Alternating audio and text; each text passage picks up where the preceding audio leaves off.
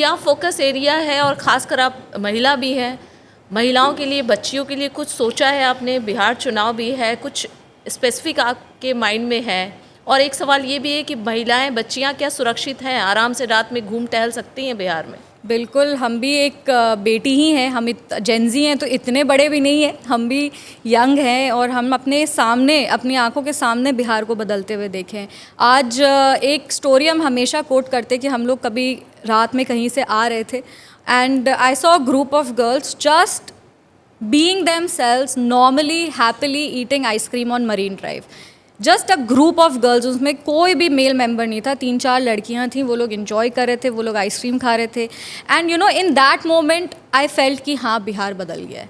क्योंकि हम लोग वो वाला फेज़, हम तो बहुत छोटे थे बट हाँ मेरे पेरेंट्स, मेरे फ्रेंड्स, मेरे जो भी अभिभावक हैं वो लोग सब हम लोग को बताए हैं कि किस तरह से बिहार, हम लोग स्कूल में थे और किस तरह से जो लोग हैं वो माइग्रेट कर गए क्योंकि यहाँ का सिचुएशन इतना ख़राब था।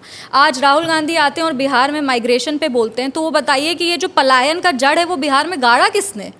हम लोग तो रिवर्स माइग्रेशन के लिए काम कर रहे हैं। माइग्रेशन सिर्फ रोकने के लिए नहीं कि हम लोग के जो बिहार की जनता बाहर गई है वो भी वापस आ सके, और जो जड़ गाड़ के गए वो आज आके माइग्रेशन पे लंबा लंबा लेक्चर बिहार में देते हैं। So naturally the situation has shifted. There is a 25-year-old member of parliament from Bihar. That itself is an example that Bihar is changing.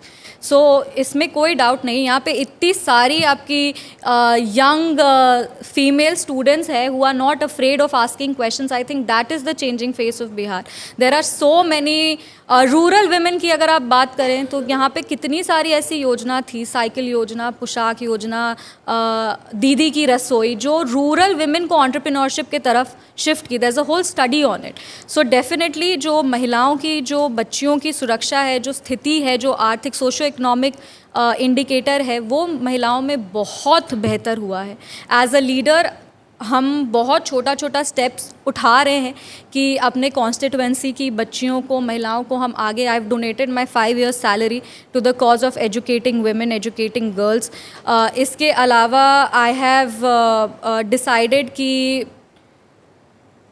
ज़्यादा से ज़्यादा हम लोग को एजुकेशन पे फोकस करना है. PHC सेंटर्स हैं जितने भी, जो प्राइमरी हेल्थ सेंटर्स हैं उस पे हम लोग को फोकस करना है. जो हेल्थ है विमेन का उसको इम्प्रूव करना है. Education is very very important. We have to work on the education system and we have to ensure good quality education for the girls, for women, and सबसे important financial inclusion. We have to do something to financially educate girls, to financially educate rural women, क्योंकि ये कोई भी कितना भी deny करे, financial independence is very important. ये सशक्त महिलाओं को, मतलब सशक्त फील कराने में फाइनेंशियल इंडिपेंडेंस एक बहुत इंपॉर्टेंट रोल प्ले करता है और ये हमको भी फील होता है. तो अगर as somebody who belongs to the city, who has grown up in a city like Patna, तो अगर मेरे को इतना एम्पावर्ड, अगर फाइनेंशियल इंडिपेंडेंस फील करा सकता है, तो जो महिलाएं हमारी गांव में हैं उनको कितना एम्पावर्ड फील करा सकता होगा. और जैसे दीदी की रसोई की हमने बात की, तो उसमें भी यही था कि कैसे महिलाएं अब आर्थिक रूप से सशक्त हो गई हैं और that has contributed to the well being of the entire family. तो ये अब वो cooking is a basic skill, हर महिला को कुकिंग करने आता है, बट बिहार एक ऐसा पॉलिसी डिज़ाइन किया जहाँ पे इस कुकिंग को एंटरप्रेन्योरशिप से जोड़ा गया.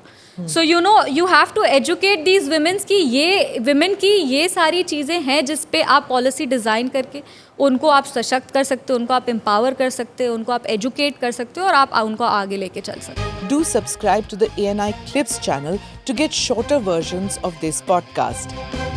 Click here to watch the full episode.